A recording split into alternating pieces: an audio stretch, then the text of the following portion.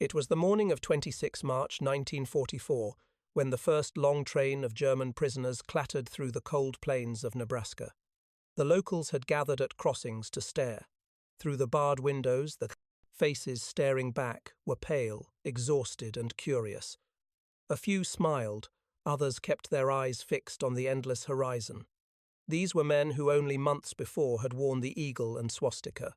They'd fought under Rommel in North Africa or manned gun crews in Italy.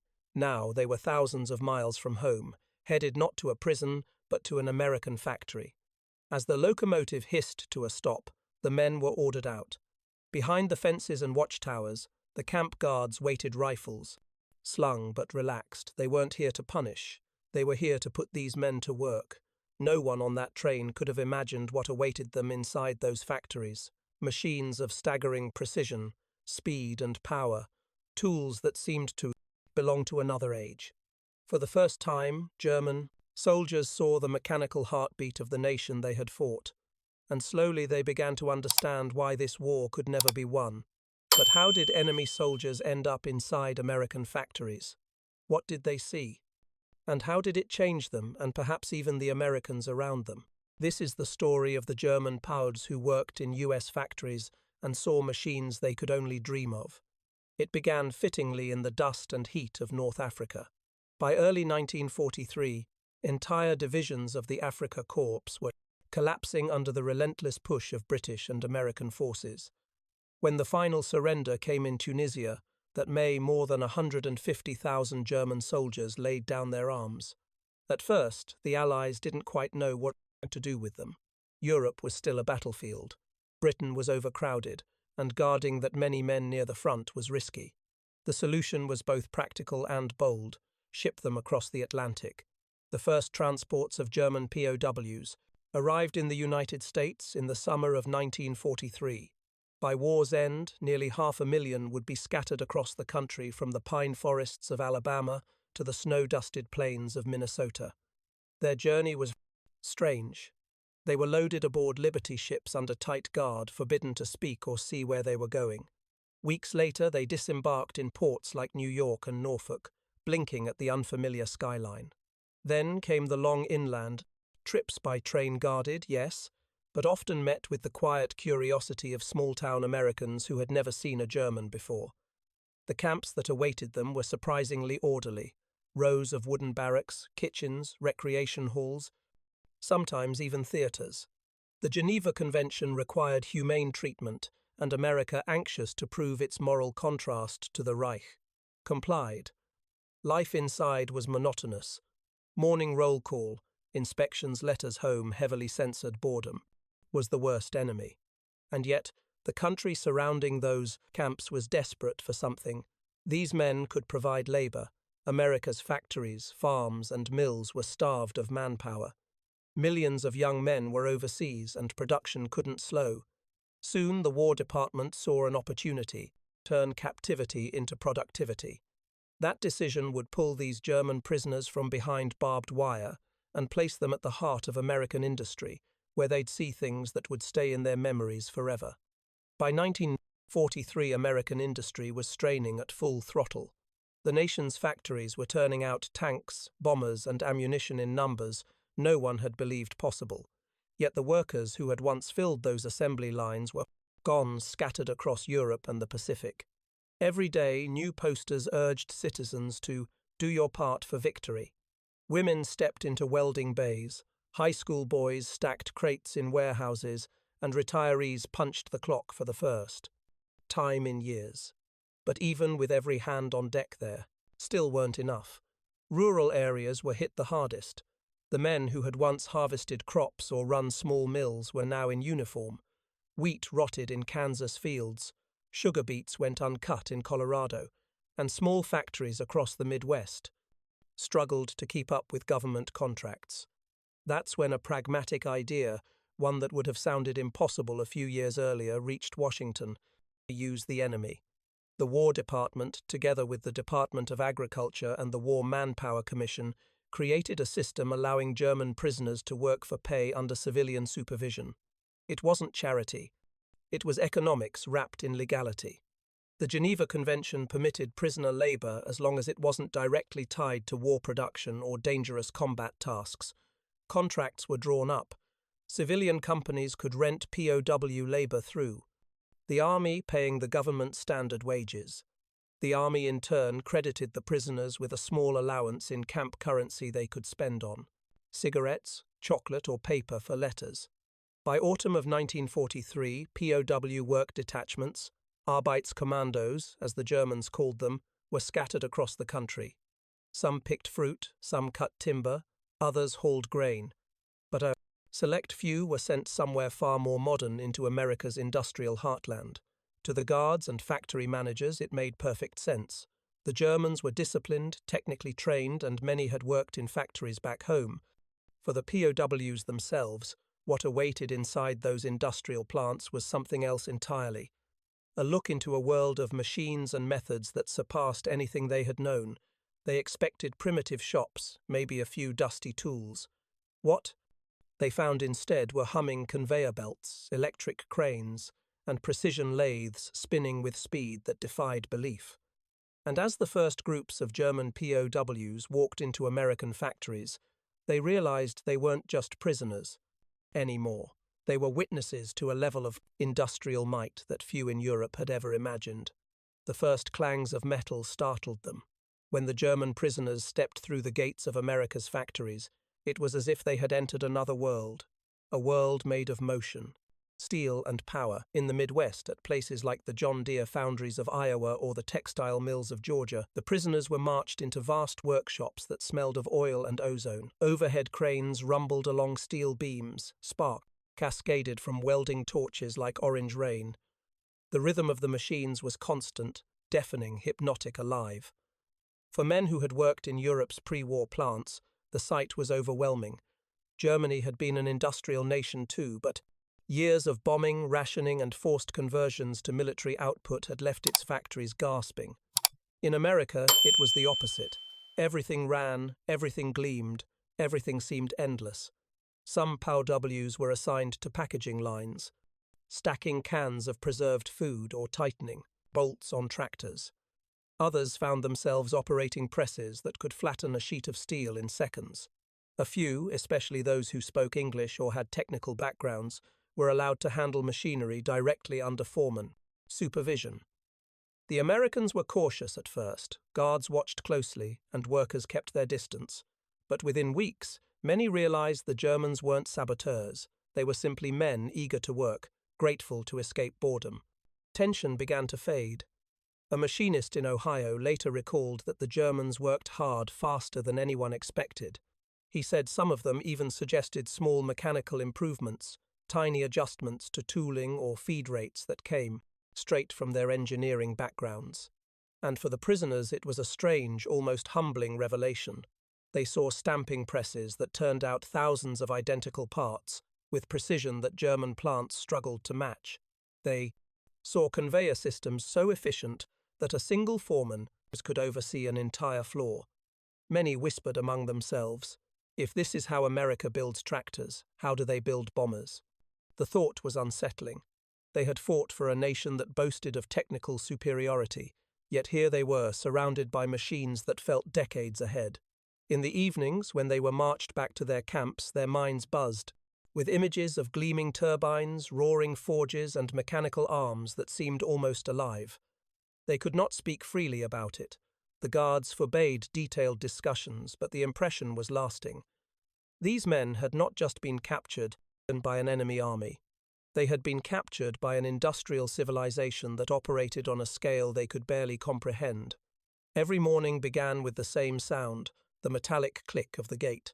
The prisoners lined up, counted off in German, and English then marched toward trucks or flatbeds that waited to take them to the day's assignment. Guards sat with rifles across their knees, but the mood was rarely tense. By the middle of 1944, most of these work details ran like clockwork. In the towns nearby, Americans had grown used to seeing them. Men in plain denim marked PW in white letters sitting quietly in the back of open trucks. Some waved, others pretended not to notice. A few women against regulations smiled or slipped them, cigarettes when no one was looking. Inside the factories, the Germans kept to themselves. Lunch breaks were short, usually, under the eye of a supervisor. They ate from tin pails, sometimes trading bits of food with American workers who had grown curious about them. Soon, small exchanges began: a hand-carved trinket for a pack of Lucky Strikes, a folded paper, flour for an old magazine. In many places, relationships formed. A worker in Wisconsin remembered one POW who carved miniature model planes from scrap wood and gave them to local children through the fence. In Georgia, guards looked the other way when POWs and factory girls exchanged letters in broken English and phonetic German. But there was more to their daily rhythm than kindness or curiosity. The Americans were watching something they had not expected: discipline. The German POWs, trained in a culture of precision and hierarchy, treated every task, even sweeping floors or greasing bearings, like a matter of duty. At night, the camps echoed with sounds of their own making: accordion music, quiet, conversation, the scrape of pencils on paper as they drew machines they had seen that day.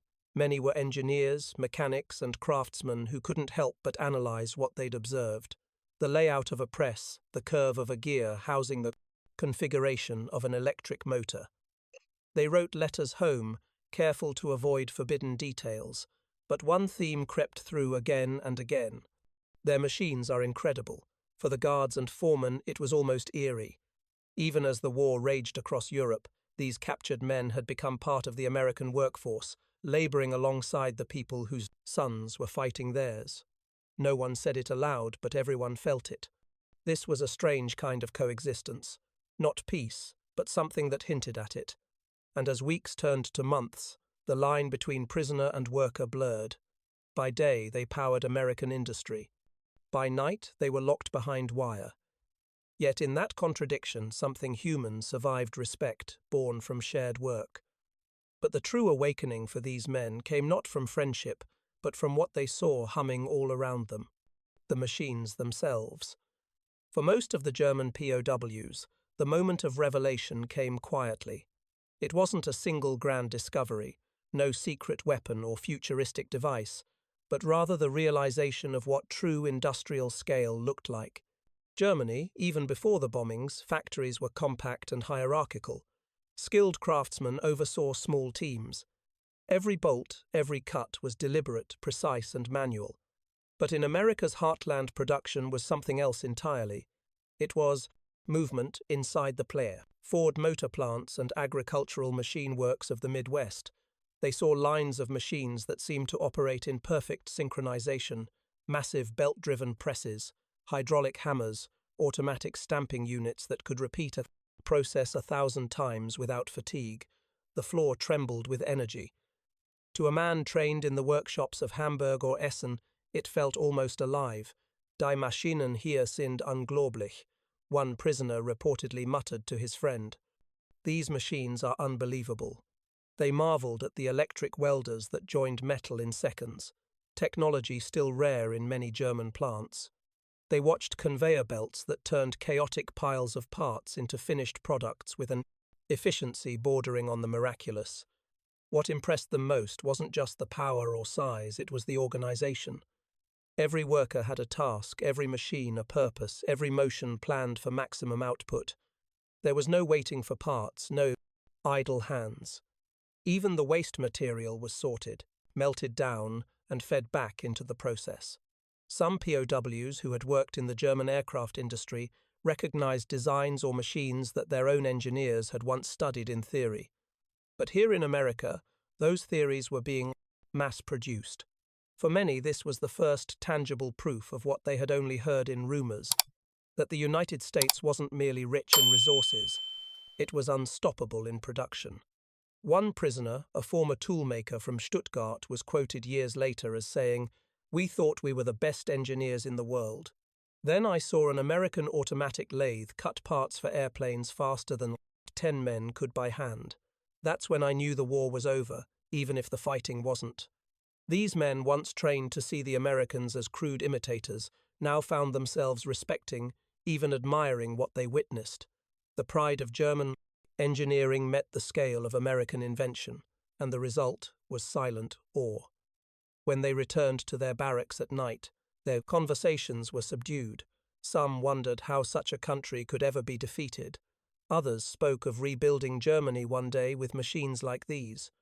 For a few, that dream became a quiet obsession to remember every detail, every motion, every hum of the machines they had once operated in captivity, because they knew what they had seen in those American factories was not just power, it was the blueprint of the future. For all its efficiency and cooperation, the system was not without cracks. Beneath the hum of machinery and the polite exchanges tensions, simmered social, moral, and political. American labor unions were among the first to object. To them, the idea of enemy soldiers working for American companies, even under army control, was an insult to every family with a son overseas. Why, they argued, should a German prisoner earn a paycheck, while an American worker struggles to feed his family on ration coupons? The War Department insisted the POWs weren't replacing anyone. They filled only those roles that no civilian could be found to take. Each contract was reviewed carefully, but resentment lingered. In a few towns, local workers refused to share a work floor with the prisoners. In others, the situation reversed. Managers preferred the punctual, disciplined Germans to local hires. Then there was the human contradiction. By day, the prisoners helped produce food and machinery that fed the Allied war effort. By night, they slept under guard, reminded that those same allies were bombing their homeland. Many of the POWs came from cities like Cologne, Dresden, and Hamburg, names that by 1944 had become synonymous with destruction. They saw newspaper headlines describing firestorms, watched in newsreels of Allied bombers, and realized that their families were somewhere under those clouds. Some became bitter quiet, withdrawn. Others rationalized it as fate. But for many, the bitterness turned to confusion when they experienced the fairness of their captors. In the evenings, the camps sometimes screened American news films. Guards encouraged the prisoners to watch footage from liberated concentration camps as part of the Army's re-education efforts. The shock was genuine. Many POWs had never seen or had refused to believe the scale of the atrocities committed in their name. Now, in the flickering light of the projector, they faced a moral contradiction far heavier than any labor shift. For the American communities around them, contradictions abounded. Local children played near fences. Farmers invited POWs to Christmas dinners, technically against regulation but quietly tolerated. In one Iowa town, a choir of German prisoners sang carols for the townsfolk, and a local newspaper reported that for a moment no one could tell who was enemy and who was friend. Yet there were still escapes, a handful, never many. Some tried to vanish into the countryside, usually caught within days. Punishments were rare but firm. The strange equilibrium held, an uneasy coexistence between captor and captive, suspicion and sympathy. It was a war fought not with bullets but with routine, and routine paradoxically began to humanize both sides. Still beneath it all, the Germans knew it couldn't last. The war would end. The factories would change hands. And one day soon, the machines they tended would keep turning without them. By the spring of 1945, the sound of victory was everywhere. Whistles, sirens, and church bells echoing across America. Europe was ending, and for the German prisoners behind the barbed wire, that meant only one thing. Soon they would be going home. The process wasn't immediate. The US Army faced the monumental task of repatriating nearly 500,000 POWs scattered across the continent. Camps were slowly dismantled, work details dissolved, and prisoners packed onto trains once more, this time heading east to ports like Newport News and New York. They left quietly. Many carried small tokens, given by Americans they'd worked beside. A photograph, a pocket knife, a pair of work gloves. Some even exchanged addresses, promising to write when peace allowed. For most, the journey back was disorienting. After years in the open, well-fed camps of America, they returned to a homeland in ruins. Cities lay flattened rail lines, torn factories, silent. Germany's industrial pride, once its backbone, was broken. And yet, among those returning prisoners, something unexpected travelled with them. Memory. They remembered the machines, the American presses, welders, and conveyors that had seemed almost otherworldly. They remembered how effortlessly those factories had run, and how even the smallest plant in Kansas or Ohio outproduced entire districts of the Reich. Some former POWs used what they'd learned. A handful later found work in the rebuilt West German industries of the 50s, applying methods and ideas quietly inspired by what they'd seen in captivity. Others told stories to their children of a land that had defeated them not through cruelty, but through sheer mechanical brilliance. In time, those stories softened. The war receded into memory, and the POW experience became a strange bridge between two former enemies, American families who had once hosted or supervised prisoners, sometimes received letters years later, words of gratitude, even friendship. One former prisoner wrote to a factory foreman in Wisconsin in 1952, "I remember the noise of your machines and the kindness of your men. I think often of America and of the day I realized that work can make men equal even when war says otherwise." Today, in small museums across the United States, artifacts from those camps still surface, carvings, letters, even tools shaped by German hands. At Fort McCoy, Wisconsin, a simple wooden box made by a German POW sits on display. Its corners are perfectly squared, its joints tight. On the lid, burned faintly, into the grain are the words Erinnerung an Amerika, remembrance of America, for a generation of men who came to fight then found themselves, building and creating in captivity. That remembrance was complicated but enduring. They had seen machines they could only dream of, and in doing so, they had glimpsed the true power that had shaped their century, not just the power or of industry, but the power of humanity amid its machinery. In the end, the story of the German POWs who worked in American factories is not one of triumph or humiliation, it is one of revelation. They arrived as soldiers of a defeated army, shipped across oceans and fences.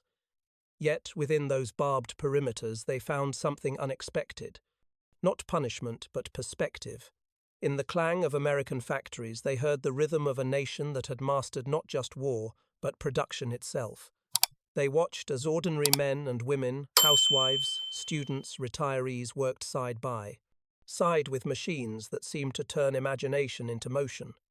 They saw the raw proof of a truth that Germany's leaders had refused to believe, that industrial democracy could outbuild tyranny. And for many of those POWs, that realization left a mark deeper than captivity ever could. It changed how they saw work, technology, even freedom. When they returned to their shattered homeland, they carried with them not just memories of fences and guards, but of lathes that sang, presses that thundered, and people who worked with a quiet, unshakable purpose. Those machines have long since fallen silent or been replaced, but the legacy remains in stories in DR, crafts in small wooden boxes carved by foreign hands that once labored in a time of war. They came as enemies. They left as witnesses to a world built not only on power, but on the relentless hum of possibility.